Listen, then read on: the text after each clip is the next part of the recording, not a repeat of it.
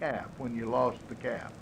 I don't remember to tell the truth, and I believe in the truth. I'll But tell you I what guess my we took a. grandpa Stars done.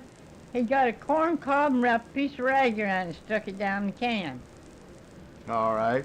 Well, I'll tell you what we did, and I've seen a lot of people do this. They took an Irish potato Yeah.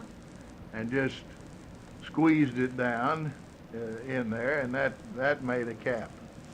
Well, there ain't no telling what I used whenever I lost that in that time. I used something out, yeah. I thought maybe you'd used an Irish potato, and I'd get you to tell the story for us.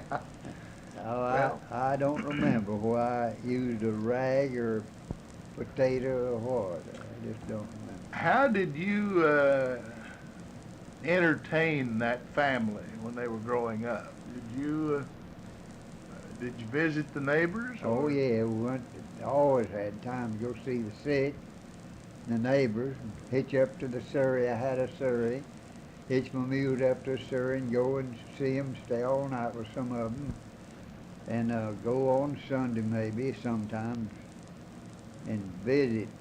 Went to see the sick back then. I went a many a time. This flu broke out around here. People got so afraid of it that it just wouldn't go. I went everywhere that had flu, never did take it. Went to see an old man over here that's about to die. He is bad off. And I asked him if he'd ever come to the Lord. He said, no, he guess it's too late. Now, no, it ain't too late, but I said, I don't know enough about Scripture to explain it to you like I could, or like I'd love to, or something. I don't know just what. And I said, I'll get a preacher to come over here some night and talk to you. I got that preacher to go with me over there, and Hiss and I gone. He never mentioned it to him. He just didn't really. Best I remember, he just didn't know nothing the night we got there, the preacher. Mm-hmm. But I never failed to go and see the sick. That's over with now, though. Yes. Pretty well You over have to with. go to the hospital today, Yeah. you know. Well, my dad, we lived one year, I can recall, near our nearest neighbors was a man named Van and Hattie Ratliff. And we get the chores done around the house and eat supper. Why, Dad would say, well, let's go up to Van and Hattie's and sit a while. Yeah. And that was our entertainment. Yeah. We just went to the Well, neighbors. it was good, wasn't it? Yes, it was. I enjoyed it. And of course, during the winter, they'd always supply some kind of refreshments. Yeah. Everybody had a few peanuts they'd grown. Yeah. We'd save maybe a barrel of apples, wrap each apple in a separate page of a Montgomery Ward catalog. We've done the same thing and set them in that back bedroom in yonder. I used to have an orchard out here, a small one, wasn't many. We'd wrap apples in paper and put them back there in a sugar barrel. Mm-hmm. We'd have apples all winter. Yeah. That kept them from giving one another the rot and Yeah. various diseases and so forth. It hope to keep them. Uh-huh. Well, we'd grow a little popcorn, a few rows, and we always made some sorghum molasses. Did you ever do that? I never made it. My dad run a sorghum mill. I thought he'd kill me to work around that sorghum mill. My job was grinding Uh-huh. and toting the stalks off. Yeah? And I've done it a many of a day. You run a mill for a long time. You had a good mule that'd walk Yeah, right around yeah, there. you had a mule walk right around it. Today they hook a tractor to it and pulled it. I mean, before they quit, I never seen nothing like that now. But I did see one that they had a tractor fixed up, Uh-huh. and that tractor just made the circle same as a mule. They had the steering tied somewhere Uh-huh. in there. Yeah. So they were really using an old horse type mill. Yeah, it And they was. just substituted the tractor for. That's right. Now later, I think they made mills that were belt driven. You run them off the power takeoff. Well, I never saw one of them. I just had that in the old sweep on it and hitched the mule to it. Uh huh. That's what I come up with. Boy, that juice was good. What Yes, I it thought was. the sweetest thing on earth. It was. You know, you could make some right good popcorn balls with Oh something yeah. like My wife's made a many one of them. We'd raise popcorn, and you say peanuts, and pick up hickory nuts. So when the neighbors came in at night to sit a while Yeah. you'd mother'd start getting out some things. Yeah. We'd crack hickory nuts, popcorn, and oh, you had as much fun then as you have now. I believe you have more. You take it, for instance, now for the children. My daddy give me a nickel, and I think I mean to tell it right, a nickel, and maybe I'd get an orange and an apple, and that's what I got for Christmas. Hmm. Don't guess you had the money to go around back then. And today they get something nearly every day or every other day that they just got it piled up in their house, and they don't appreciate that like we did that what little we got.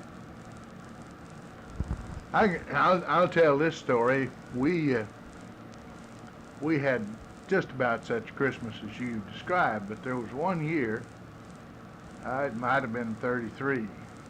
We didn't sell tobacco, dark fired in Murray then until about February each year. January, February. Anyway, it was after Christmas before the dark market opened. Yeah. And my dad said, well, I don't guess we'll have any Christmas this year. I haven't got a dime. I'd like to kill hogs, but I haven't got enough money to buy the salt. I know what you mean.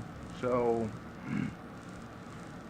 we had a big hickory tree, and we'd had a good crop that year. It made 2 flour barrels full, and we had a good pecan tree, and we had about a barrel of pecans.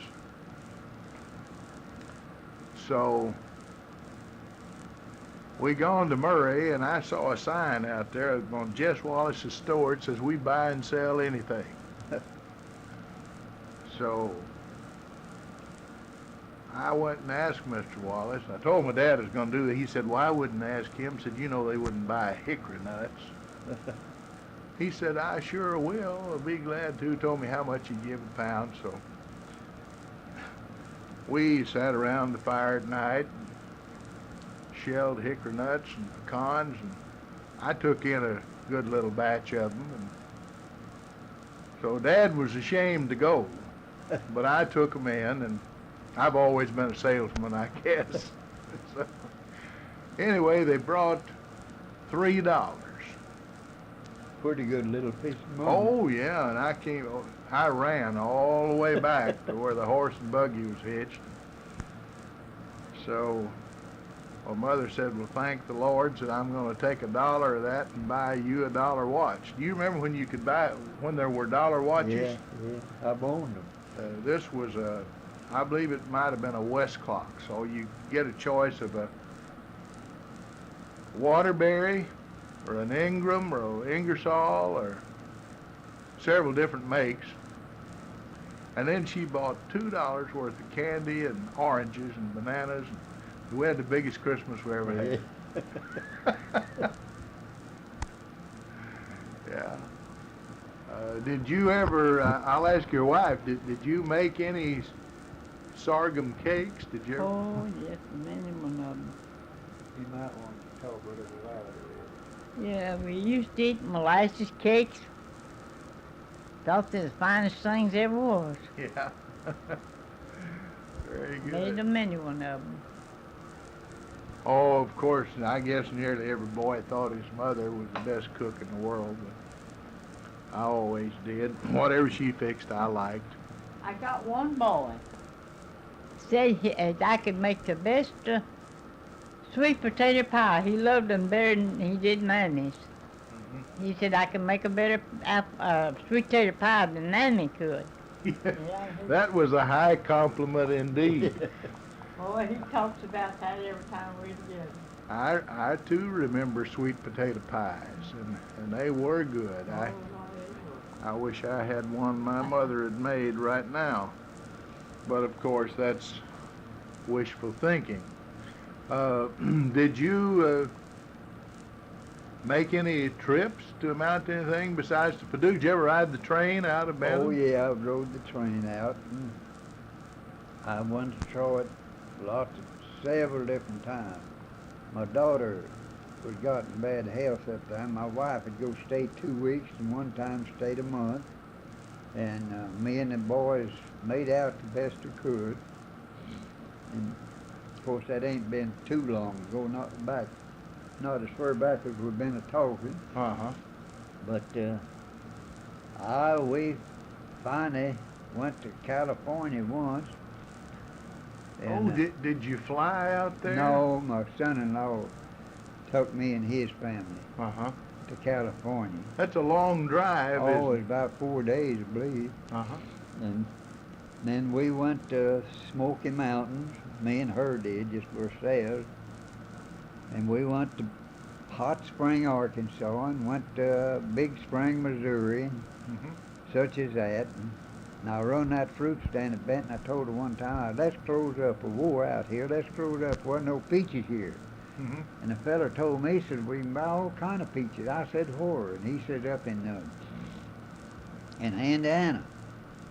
Well, there wasn't none here to get, and I told my wife we'd just pull out and see if we could find some peaches and buy 'em. We drove tonight and stayed all night. And we just turned left at Blacktop Road. There, I told her, I said, let's just take this out. We're lost anyway. It don't make no difference. I said, we'll come out somewhere. We kept going. I don't remember how far we went down the road, maybe 4 or 5 miles. And I seen just any amount of peaches sitting out in baskets. I right down over get our peaches. Mm-hmm. Got down there and he said, no, I wouldn't sell you none of these peaches. I brought them up here to sell, but said, I'll tell you where you can buy all kind of peaches at. Well, he told me, but I can't tell you, I don't remember the name of the place. We went on down there and I bought a load of peaches on my pickup. And I didn't know hardly how we got there and how we found it, but we made it. And I told a fellow there, I said, tell me what route to take out of here to go back to Paducah, Kentucky. No, I said to Indianapolis. And he told me the route, gave me 2 different routes. And we just made it fine. We got there. I said, Eddie, this your town's big as all out of doors. And I said, I don't know how to get through it. I asked the man, he told me where to go. Go right straight on down like there's going so many lights, and then turn right. And I made a mistake and turned left and asked them fellas, and they told me to go on like I was going. No, I said, I'm turned around, but I said, I want to go to the right. And then they told me to go to the right and where I'd come into my right out, and we just made it through fine. Mm-hmm. But it looked like, to me, that we wouldn't make it through full morning. Yeah. We made it good. About when did you run this fruit stand in Benton? About, I imagine it's been 25 years ago. I think we counted up. I forgot. I think was we out there 20 years or 15 in that? Boy, I can't I remember. believe it's 15 years. Anyway, it don't make no difference. I enjoyed it. I'd rather have it at all the farms as ever any farm around here. I'd rather have my fruit stand back if we was able to run it. You made a lot of friends, I imagine. Made a lot of friends. Yeah. One or two got blowed up at me. I told Eddie and went in there, I said, now you let the public be right, and us wrong. And she sort of got into it with a woman one day, which my wife was right, but I told her, I said, she come back and said my wife didn't put in some seed she bought there. We sold seed and a little of everything. I said, let her go ahead and give her some more seed. Said no, she wasn't going to do it. And, well, I don't know what she told her. Maybe I told that wrong. Anyway, she went back home and come back and told her she was sorry she found her seed. She'd set them out somewhere in the garden. Yeah, set them out there in the garden, took them out of the back. It's right funny one day, but I hated it. There's a nigger woman come along there, and I had 3 niggers, I think, sitting out there. You know, the imitation of niggers. She said, what the black man worth, the niggers or whatever she called it. I said, that big nigger's $5, and the other nigger's 2.5, and the other's $2 or something like that. She said, I wouldn't have anything you got. I said, lady, I'm sorry. I knowed what I'd said. I shouldn't have said the nigger, you know. But it made her mad. She said, I wouldn't have anything you got down the street. But I reckon she got mad at me than anybody. Well, of course, it's a lifetime filled with things that were sometimes sad, sometimes glad. Yeah. And it seems to me that you've had a wonderful life. Well, We're just about out of time. We got about one more minute. Do you have another story you'd like to tell of some well, sort? I wish you'd had time to let my wife told her story. Well, we can ask her for any particular thing she'd like to tell. Well, I don't know if it is. I reckon y'all told about all of it. What was your mother and father's name? Let's get that in. Well, my daddy was Willis Portis, and my mother was Belle Stars. Mm-hmm. That certainly is a famous name Yeah. of a Western operator. Well, we're certainly glad to have visited in the home today of Mr. and Mrs. Harley Hauser on the Hauser Road, just out of Benton, Kentucky.